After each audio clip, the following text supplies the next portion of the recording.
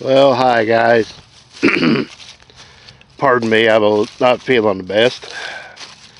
Today is Friday the 12th or the 13th, 14th, 14th, I think. Shell corn till dark last night, and I really had to do some fighting to get what I got shelled back in the backfield back there done. I discovered those little nubbin ears can be an awful pain in the butt for the combine as far as getting into the head. They have a tendency to get caught up in the gathering chain where it comes around under the shield where that finger comes, and it sucks it in there, and then it kicks a slip clutch and it just makes a mess. Kind of walk through here. I see a little bit of shattered corn and a little bit of corn coming out the back. Nothing to be too overly concerned with. Kind of a little bit to be expected for conditions, which are less than ideal. As you can tell, this corn ain't much more than, it ain't that big. Tops are all broke out of it. But the I was in all honesty, it was actually, by the weather service, supposed to be raining right now, and we got lucky, I guess, in that respect. It hasn't got here yet. I guess I've got about 8 acres shelled, maybe 9. Still doesn't make much of a difference because the corn is just not there. The backfield, well, I might have got 150 bushel out. Sorry about that, guys. Batteries died.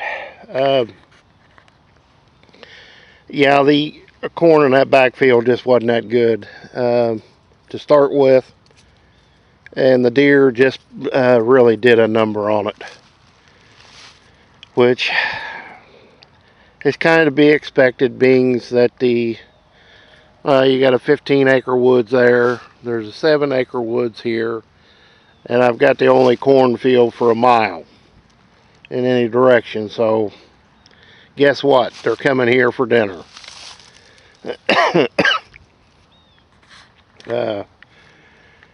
I just got back from the doctor and really not in much of a mood to try to shell anything today. But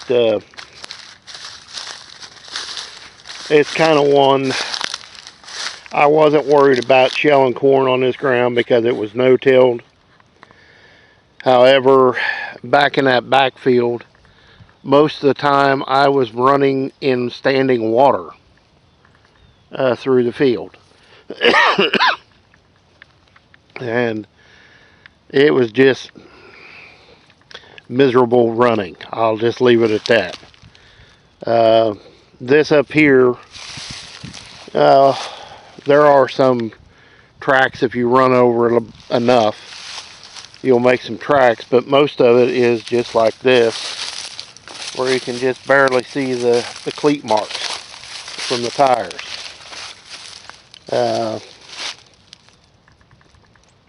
But the old 95 is handling that head really good. I've been waited 6 years to shell some more. And it makes it a little bit of a challenge to run that head on that combine.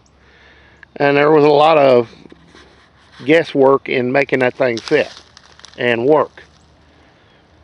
But be that as it may, it's on, it works, and it shells corn. It does what it's supposed to. So I can't complain too much. The way it was working, the first I shelled, started over there. I shelled down and back, and I'd have to dump. It was kind of one of those where it's enough in the grain bin that you can't make another round because you'll overfill it. So 2 rounds and dump, 2 rounds and dump. It took about 10 minutes to go down and 10 minutes to come back. So it's not real speedy, but you're shelling 8 rows too. So you know how it is. Anyway, guys, I'm going to get out of here and call it a day. The rain is due literally at any time now. We had chances this morning, and it stayed to the west of us enough that we didn't get anything so far. But they're talking an inch of rain over this weekend. So it is what it is. But I got some work to do on the combine. I need to check some of these slip clutches on the gathering chains. I think they're a little bit loose. And grease and oil everything and get it ready to go for next week, because next week it's supposed to be above average temperatures and nice from Sunday on. So maybe I'll get lucky and be able to just roll through this. At any rate, guys, we'll see you next time. And as always, please comment, rate, and subscribe. And I'll see you next time.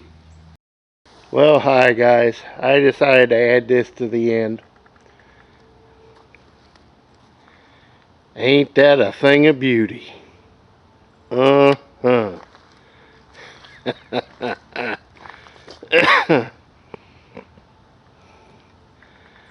It's kind of one of them, that's probably something 99% of people have never ever seen before, for several reasons.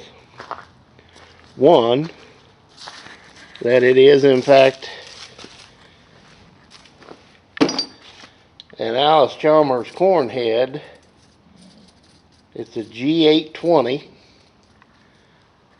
mounted on a John Deere 95 corn special. I was told this couldn't be done, but by golly, there she is. To say I was running in mud was a wee bit of an understatement. Muddy water. Like I said, corn is not that good back there. That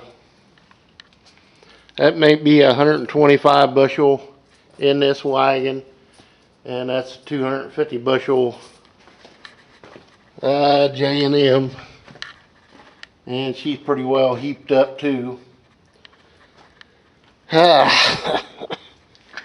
But she did a really good job. The only thing I got a problem with is them little nubbin ears do this.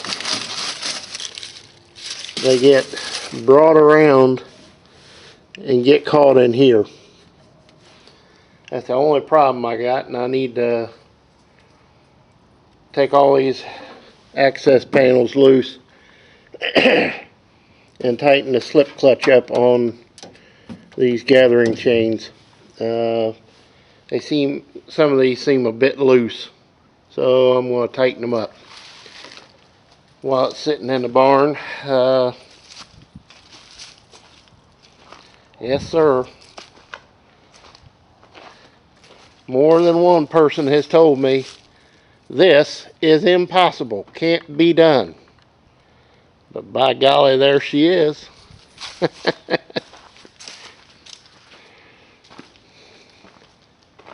Don't ever tell me I can't do something, because it just makes me want to do it that much more.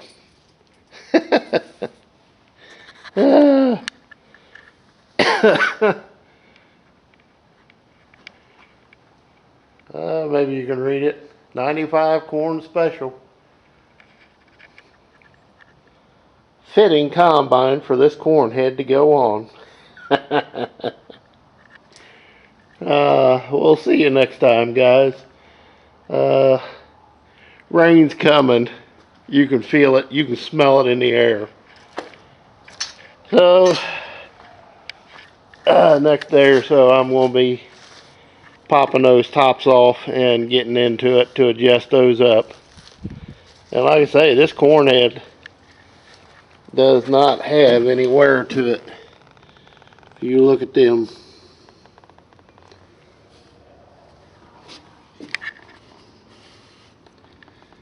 there's no wear to this head at all. Well, you can tell that by the stripper plates. They're still squared edged. So this corn head doesn't have much use to it. The only thing I haven't really got worked out yet is a good feeding system for right there in the center. This head was made for a retractable finger drum to draw into it, and John Deere doesn't have that, so I still need to address that and figure it out. At any rate, guys, we shall see you later, and we'll catch you next time. And I kind of hope you enjoy seeing something according to everybody can't be done. We'll see you next time, guys.